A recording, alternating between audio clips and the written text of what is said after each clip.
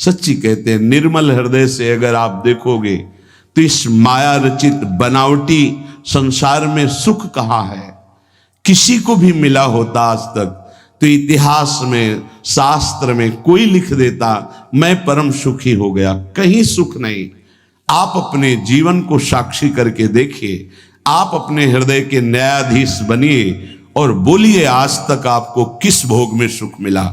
तत्कालिक आपकी तन्मयता के कारण आपको लगता है कि मैं भोग रहा हूं अमुक पदार्थ, अमुक भोग, उसमें सुख है, लेकिन थोड़ी ही देर बाद फिर आप निर्णय कीजिए जो आपने भोगा वो क्या था, फिर और थोड़ी देर बाद तो आप देखेंगे नवीन तृष्णा पैदा हो गई पुनः भोगने की, कि अभी तो अनुभव नहीं हुआ, एक बार फिर देखता हूं।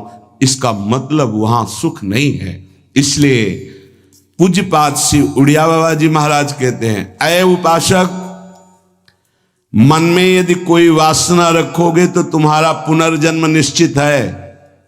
बहुत ध्यान से सुनिएगा, ये बड़े न्यायाधीश हैं, ये ब्रह्म प्राप्त भगवत प्राप्त महापुरुष जो बोलते हैं यही प्रमाण माना जाता है।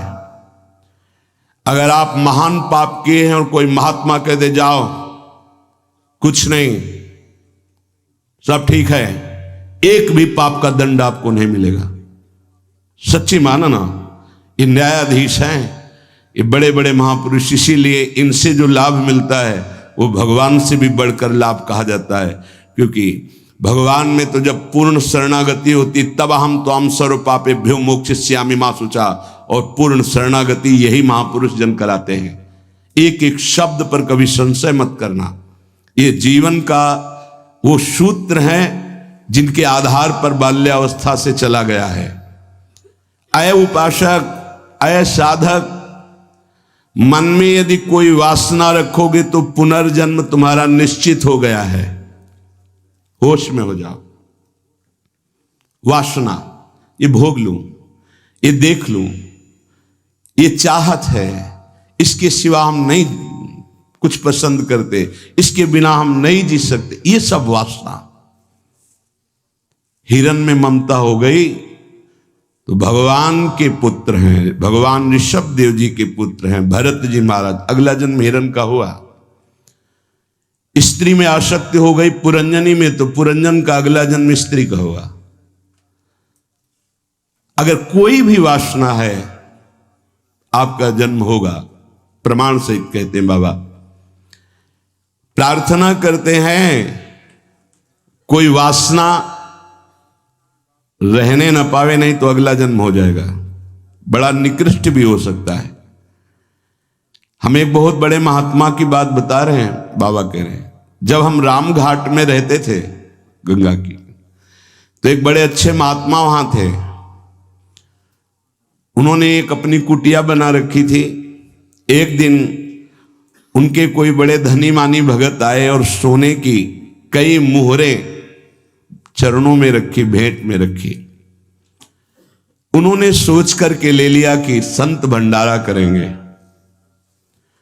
और गीता जी के एक बस्ते में बांध कर रख दिया। वस्त्र को आवेष्टित करके ग्रंथ को जब रखा जाता है तो उसे बस्ता कहते हैं।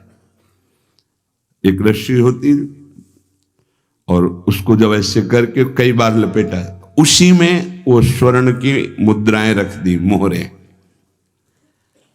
सोचा कि कभी समय आएगा तो हम भंडारा कर देंगे। कुछ संतों ने उनसे कहा चलो तीर्थ यात्रा करने बद्री नारायण चलते हैं। चिंतन में आया कि वो मोहरे रखी भंडारा करना था, पर संतों से कह नहीं पाए और चले तो बद्री नारायण नहीं पहुंच पाए, रास्ते में ही प्राण निकल गए। प्राणों का क्या भरोसा, कौन सा कदम आखिरी होगा किसको पता, कौन सी श्वास आखिरी होगी किसको पता। इसलिए बहुत चतुर सुजान वो हैं कि कोई संकल्प नहीं रहने देते, नहीं रखना चाहिए। चतुर सुजान साधक कल हम ये करेंगे, नहीं नहीं, अगर श्री जी ने चाहा तो कल ऐसा हो जाएगा। शब्दों में बंधना, शब्दों में ही मुक्त होना, संकल्प में ही बंधना और संकल्प से ही मुक्त हो जाना, दोनों बातें हैं। कल मुझे अमुक जगह जरूर जाना है, तुरंत अंदर से हाँ श्री जी ने चाह तो जरूर चले जाएंगे। वाणी से भले चूक हो जाए, अंदर से चूक नहीं होनी चाहिए। तत्काल आराध्य देव को बीच में लो, नहीं फंस जाओगे। एक बार भी आराध्य देव को बीच में नहीं लिया, रास्ते में प्राण निकल गए। चिंतन चल रहा था कि लौट के आएंगे, तो स्वर्ण मुद्राएं जो रखी उनको बेच करके फिर भंडारा करें। सदिच्छा भी नहीं रखनी, ये बहुत सूक्ष्म विषय है। अब उनका शरीर छूट गया। शरीर जब छूट गया तो शरीर की अंतिम क्रियाएं हुई जो संत की होती। 16 दिन बाद कुछ संतों को प्रसाद पवाया गया। महीना व्यतीत हुआ महाराज की कुटिया की जो सेवा सफाई में, तो बस्ता एक ऊंचे पे दिखाई दिया। देखा कि गुरु जी की गीता रखी हुई है। कोई बात नहीं है, कभी समय आएगा तो पढ़ेंगे, गुरु जी की गीता है। रात्रि में स्वप्न हुआ उनके शिष्य को कि बेटा मैं पतित हो गया, चूक हो गई। अंतिम समय स्वर्ण मुद्रा का ध्यान होने के कारण मैं सांप बनकर उसी बस्ता में बंधा हुआ हूं। जब तक स्वर्ण मुद्राएं बेचकर संत सेवा नहीं करोगे, मुझे सांप की योनि मिली है। पूज्य पादुड़िया बाबा भी वहीं रामघाट में थे। उन्होंने स्वप्न सुनाया कि ऐसा ऐसा गुरुजी का स्वप्न देखा। तो सब संत एकत्रित हुए, सबके सामने जे ही बस्ता खोला गया, सोई नवीन अवस्था का सर्प फड़काड़ के खड़ा हो गया। स्वप्न सच्चा निकला, क्योंकि वो आदेश हुआ था गुरु जी का। वो एक स्वप्न नहीं था, वो एक आदेश था। इसलिए सब संतों को एकत्रित किया था कि ऐसा कुंडली मारे, फन काढ़े उन्हीं स्वर्ण मुद्रा के ऊपर। वही महात्मा जी चूंकि स्वप्न में बता चुके थे। उस वस्त्र में देखा गया कोई छिद्र नहीं था जिससे सर्प घुसकर पहुंच सके स्वर्ण मुद्रा तक, क्योंकि कई लपेट होते हैं बस्ता में। ये देखकर सब महात्मा आश्चर्यचकित हो गए कि भाई थोड़ी सी असावधानी हुई कि स्वर्ण मुद्रा का चिंतन बना तो सर्प होकर के गुरु जी को बैठना पड़ा।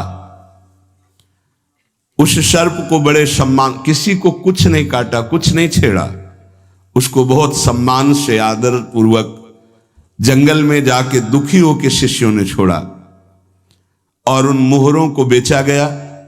संत भंडारा हुआ, उनकी जो ही वासना की पूर्ति हुई, ये वासना बन गई थी, तो ही शरीर छूटा उनका और अपनी गति को प्राप्त हुए। इसलिए उपासक, ये सद्वासना थी। सद्वासना जब बंधन को प्राप्त करा सकती है तो असद वासना कौन कौन सी दुर्गति देगी, ये बहुत सूक्ष्म विषय है। एक महात्मा पधार रहे थे तो वृक्ष के नीचे लेटे थे, ऊपर आम का फल था। पके हुए आम के फल में दृष्टि चली गई। अंतिम समय तो उसी में कीड़ा बनकर आम के पेड़ में आए। शिष्य समर्थ थे, उनको ध्यान के द्वारा जब पता चला तो उन्होंने फिर भजन बल से अपने गुरु जी का उद्धार किया। कई बार ऐसा देखा गया है कि शिष्य के द्वारा गुरु को भगवत साक्षात्कार होता है। सुतीक्ष्ण जी को पहले से ठाकुर जी का साक्षात्कार हुआ, साथ लेकर फिर अपने गुरु जी के पास साक्षात्कार करवाने प्रभु को गए। बड़ी महिमा है भजन की। गुरु प्रदत्त भजन से बड़ी सामर्थ्य शिष्यों में जागृत हो जाती है। विश्वास करो, विश्वास करो, बाबा 2 बार कह रहे हैं। जो कह रहे हैं उस पर विश्वास करो। कोई वासना मत रहने दो, ढूंढ ढूंढ करके वासना को नष्ट कर दो। तुमसे ना नष्ट होती हो तो गुरुजनों के सामने रख दो, प्रभु के सामने रख दो। प्रभु इस वासना को नष्ट कर दो। देख लो, भंडारे की वासना ने सांप बना दिया, मृग की वासना ने मृग बना दिया, हिरण बना दिया। हमारी इतनी वासना है, हमारा क्या होगा? कभी विचार किया है अंदर बैठ के? कितनी बाजार लगी वासना की। ये सब वासनाएं कट जाएंगी यदि एक सूत्र रख लो, श्री जी की इच्छा। ऐसा करेंगे, हाँ श्री जी की इच्छा से, अंदर से ऐसा, हाँ प्रियाजू की जैसी इच्छा। वो तुम्हें बांध ही नहीं पाएगी कोई वासना, क्योंकि प्रिया जो प्रधान हो गई है। उपासक प्रभु को भूल जाता है।